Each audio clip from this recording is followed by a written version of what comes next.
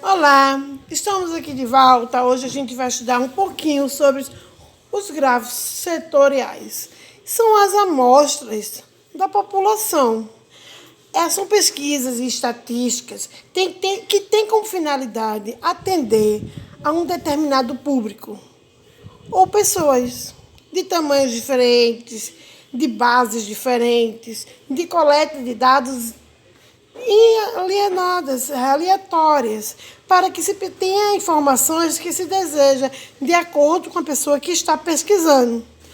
A estatística ajuda a ele na seguinte maneira: mediante a população, ele faz um estudo desta população que é restrita, que representa uma grande maioria, e dentro desses elementos dessa população, extrai-se uma análise de uma parte da população, que a gente classifica como uma amostra. Em palavras simples, é uma fração, uma parte de uma análise da situação. Quando a gente fala na área da política, a gente está falando em gráficos, em gerais. Quando a gente fala em presidente, a gente bota o Brasil como evidência.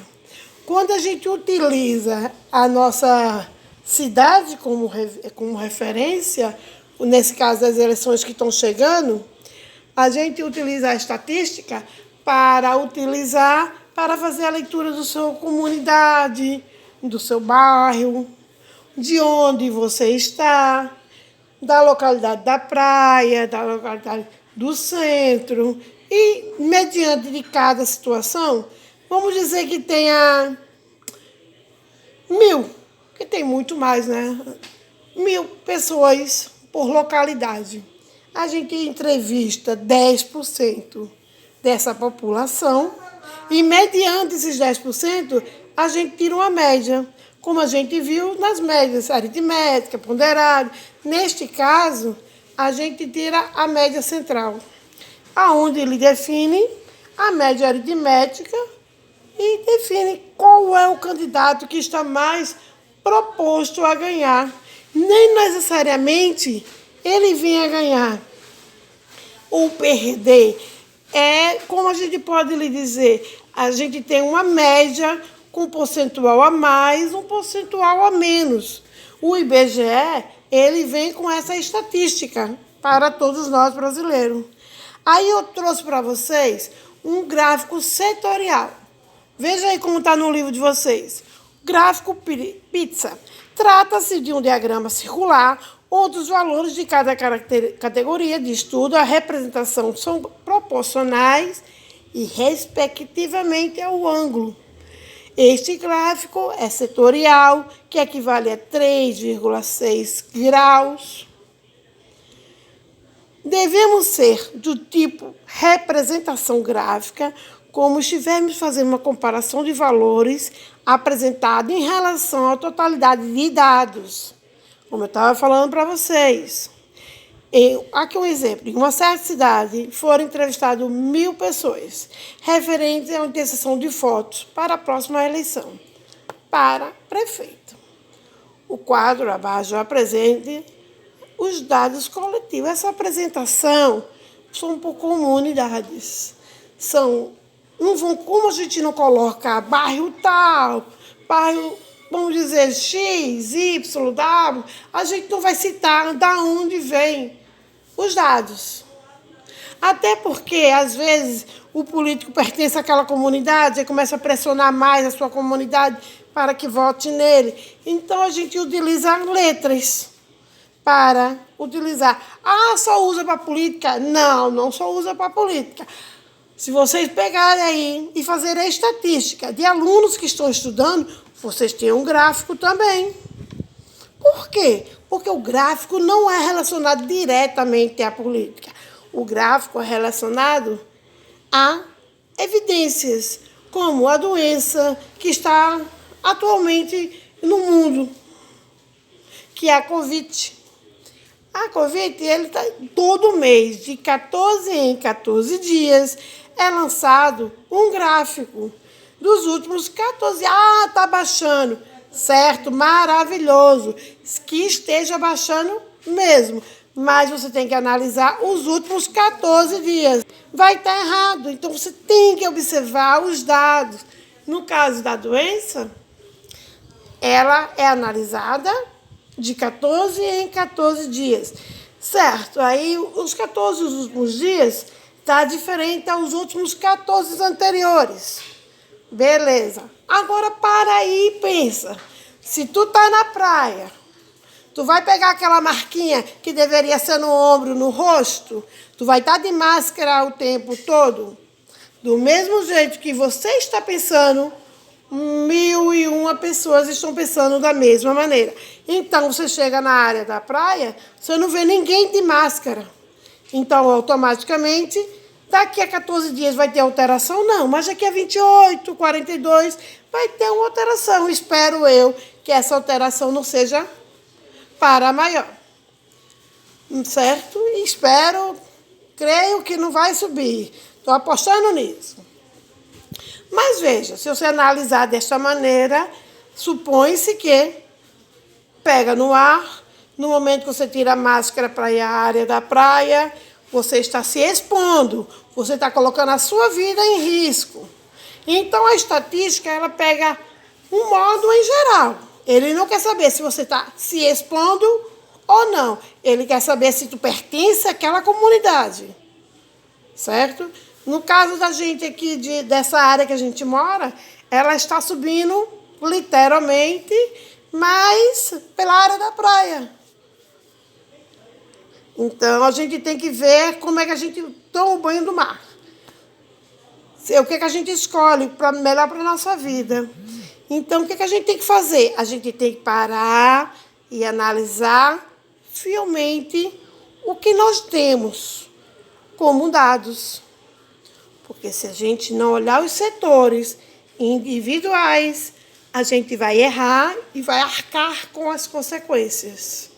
Então, neste caso aqui, ó, a gente está relacionado a uma eleição.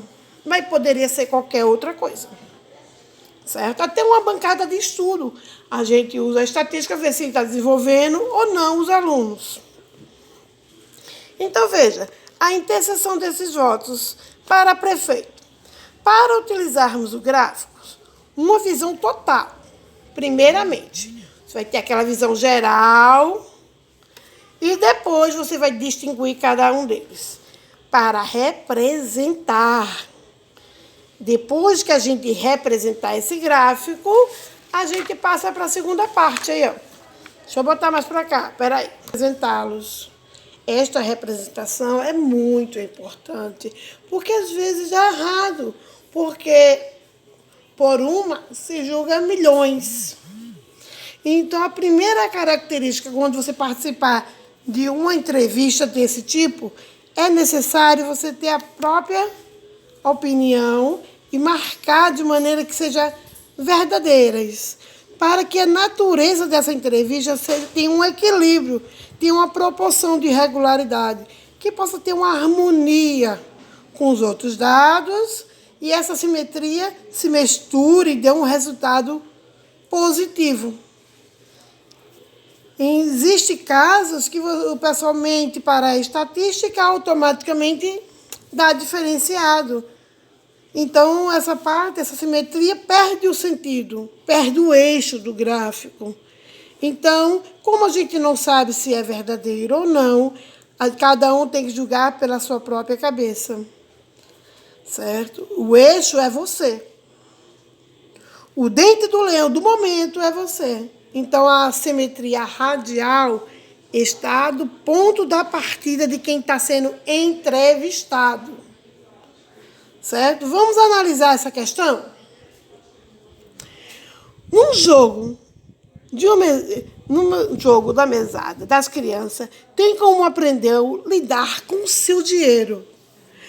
Analisando os seus gastos e empréstimo com o recebimento da mesada, vamos fazer o jogo. Quem chega no final do tabuleiro com mais dinheiro, pois as melhores escolhas economizam. Então, a gente tem aí o estudante Alisson, resolvendo o jogo da mesada. Para isso, deve-se aprender a usar o dinheiro primeiro, para que aquela que tem a mesma probabilidade de referência para seguir como fase. Então, nessa questão aí, ó, ele tem duas situações. Ele tem o número maior e o número menor. Primeiro passo, entender o que está acontecendo. Os conceitos e as suas probabilidades, como os conjuntos e os formados principais. Diferente de fazer aquela antiga experiência, né? Que a gente está acostumado a fazer em sala de aula, que eu faço com vocês sempre, que são as amostras, que é o conjunto do universo, que eu pego aquela moedinha e fico brincando com vocês. Pronto, aquilo faz parte disso aqui, ó. Porque quando a gente lança um dado, a gente lança uma moeda, a gente está lançando uma situação. Ele está dizendo aqui, ó, que agora vamos mostrar a fração e responder a questão. No caso, temos como lançamento números menores do que 5. Então, quais são os números menores do que 5? 1, 2, 3 e 4. Então, a possibilidade é que ter 5 ou 6, né? Que são os maiores. Então, sempre que a gente tiver assim, eu tenho, veja só, o 2 sobre o 6. Então, terei 2 sextos. Se eu fatorar aqui, ó, por 1, e aqui também, ó, pela metade, terei 1 meio. Então, esse número vai tornar-se menor. Então, quando eu divido 1 sobre 3, eu encontro 0,33, uma dízima periódica. Então, eu posso lhe dizer que essa é uma taxa percentual. A porcentagem dele é 3,333 infinitamente. Por quê? Porque eu tirei o zero, que equivale ao 100 da porcentagem, e ficou só a taxa da porcentagem. Certo? Basta você observar que a questão, se você olhar direitinho, você consegue fazer. Porque os gráficos, ele vem representado desta maneira. Estas maneiras são a representação dos gráficos. Em coordenada, neste ponto você tem Y e nesse ponto você tem X. Então, sempre terá Y, positivo, negativo, X, positivo e X negativo, para construir um gráfico da simetria. Cartesiano, veja. Essa simetria desse plano cartesiano. Veja aí. Olha, aqui tem os números positivos. Do menor para maior em forma crescente. Do menor para maior em forma crescente. Isso é o Y.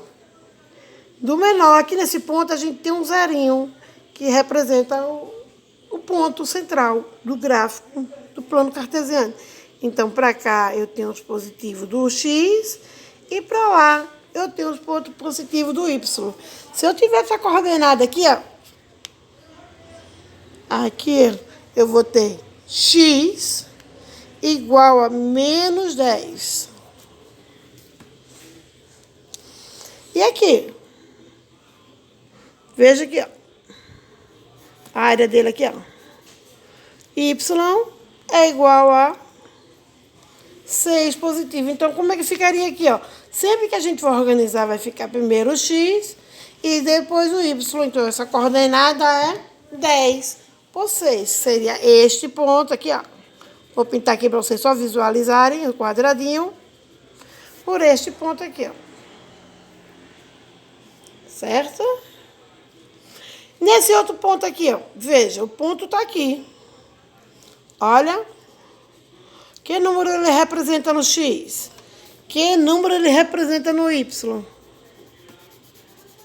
Então, nesse outro caso, vou apagar aqui. Vou colocar a outra coordenada. Neste outro caso, eu vou ter aqui para vocês. Eu tenho X igual a 6. X igual a 6. E Y igual a 8. Então, essa outra coordenada é x. 6 por 8. Ai, professora, tem outras coordenadas. Essa aqui está cruzando, você não pode ler. Ela está instável. Você pode ler ela se ele pedir exclusivamente a parte instável do gráfico. Neste caso aqui, você tem essa outra coordenada.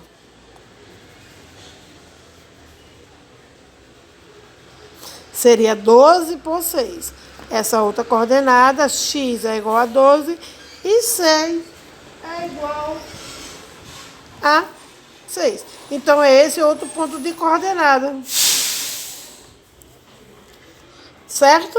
Então, essa outra coordenada é representativa.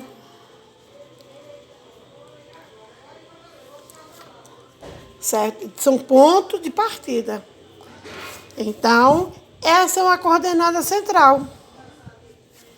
Ok? Então, a gente vai dar uma pausa e continua na próxima aula. Até logo, até o próximo vídeo.